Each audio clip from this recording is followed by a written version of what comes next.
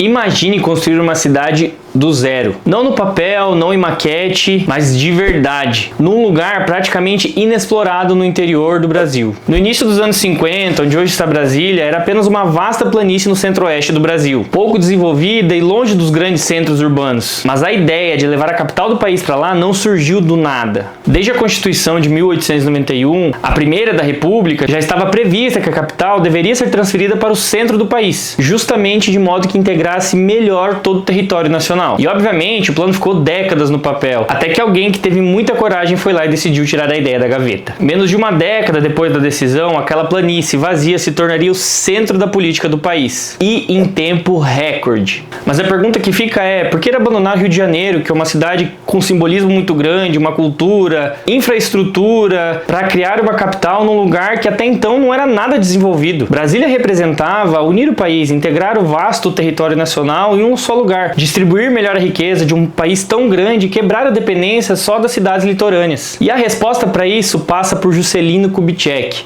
eleito com uma promessa ousada: fazer o país avançar 50 anos em 5. Naquele momento, o país vivia um forte crescimento econômico, a indústria se expandia rapidamente, o setor energético crescia de forma acelerada e havia uma sensação real de que o Brasil finalmente entrava na era da modernidade. JK acreditava que o país precisava de um símbolo físico desse avanço, algo palpável, algo real. E é aqui que entra Oscar Niemeyer. Nascido no Rio de Janeiro, formado na Escola de Belas Artes, Niemeyer já despontava como um símbolo nacional da arquitetura e principalmente um arquiteto fora da curva. Afinal, ele já tinha ganhado o destaque internacional com o projeto do Conjunto da Pampulha, em Belo Horizonte. Um projeto que rompeu com a arquitetura tradicional e colocou de vez o Brasil na arquitetura moderna. E naquele momento, Niemeyer já estava em plena ascensão, onde mais tarde ele não se tornaria apenas o maior arquiteto do Brasil, mas também como uma das figuras mais influentes da arquitetura no mundo todo. Com a ideia de Brasília já consolidada, Juscelino Kubitschek convidou Oscar Niemeyer para liderar todo o projeto da nova capital, designando-o como diretor do departamento de arquitetura da Nova Cap, que é uma empresa que foi criada especificamente para a construção da nova capital federal. Mas havia um detalhe: Oscar Niemeyer não queria o projeto urbano, ele queria projetar os prédios,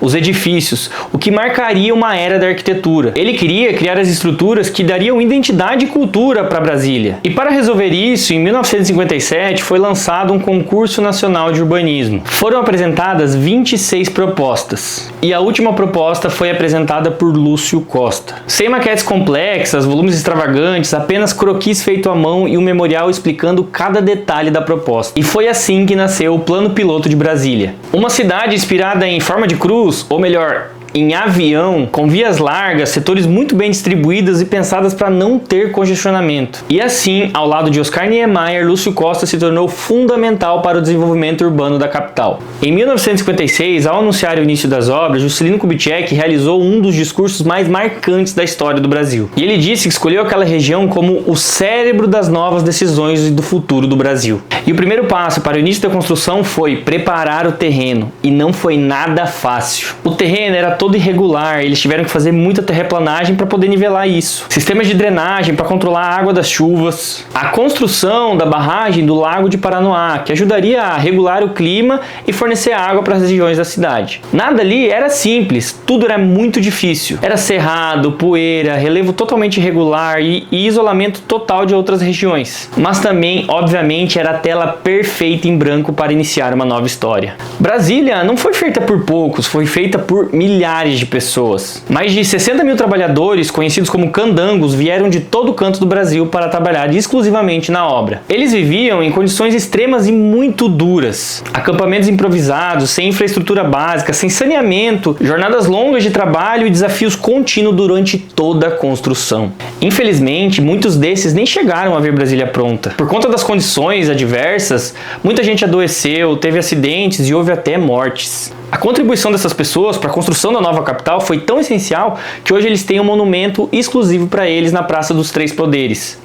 Um símbolo de suor, sacrifício e da identidade do povo brasileiro. Tudo pela construção de um sonho. E se tudo aqui já parecia grandioso, extravagante, agora é hora de falar de fato o que marcou Brasília no mundo inteiro: a arquitetura. Mais do que prédios, Brasília foi pensada como uma forma de expressão, um manifesto visual. Cada estrutura, cada edifício tem forma, função e uma mensagem por trás. Oscar Niemeyer, ele era um gênio, ele acreditava que a arquitetura era emoção moldada no concreto. E aqui ele provou isso. O Palácio da Alvorada, a residência oficial do presidente, ele é um edifício organizado em 2 pavimentos. O térreo ele serve para recepções, grandes eventos, e o pavimento superior para a residência. Os pilares curvos, eles parecem tocar o chão com uma leveza imensa. E, inclusive, os pilares se tornaram tão simbólicos que hoje eles fazem parte do brasão do Distrito Federal. A Praça dos Três Poderes, que representa a ordem do Brasil, é onde fica o Legislativo, o Executivo e o Judiciário. E o mais marcante é o Congresso Nacional. Localizado no centro da Praça dos Três Poderes, o Congresso Nacional talvez é a obra mais marcante da capital. Ele é composto por 2 torres de 28 andares cada uma que representam o administrativo do Legislativo. E nele está localizado os gabinetes, as comissões, as áreas técnicas e toda a estrutura interna que dá suporte ao Congresso. Mas de fato o que chama atenção não são as 2 torres, são as 2 cúpulas laterais, uma virada para cima e uma virada para baixo. E ambas têm um significado muito profundo.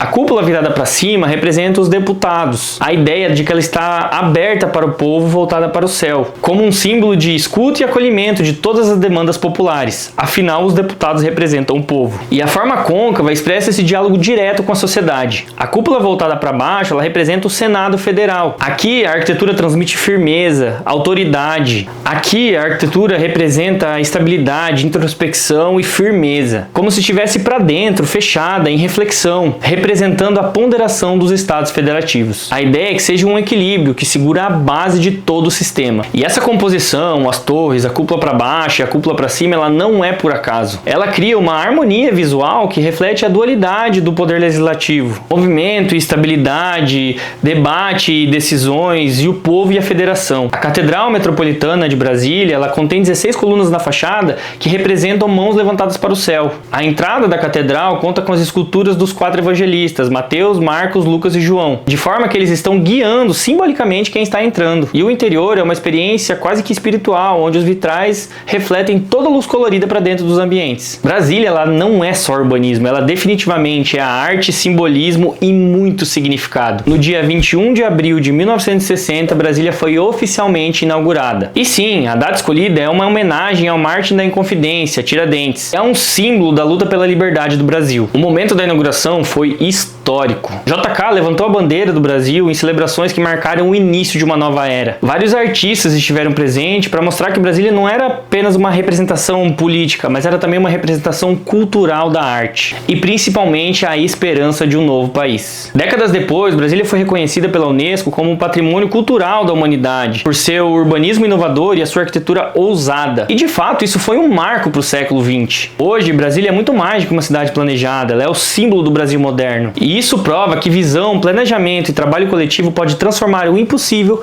em realidade. Quando você olha, quando você pensa em Brasília, não são apenas os prédios. Você vê uma ideia que foi construída pedra por pedra, estrada por estrada e que continua sendo um marco na arquitetura no mundo. E essa é uma breve história sobre a construção de Brasília. Se você gostou desse vídeo, se inscreve no canal, deixa seu like e ative o sininho que logo logo tem mais vídeos para vocês. Tchau!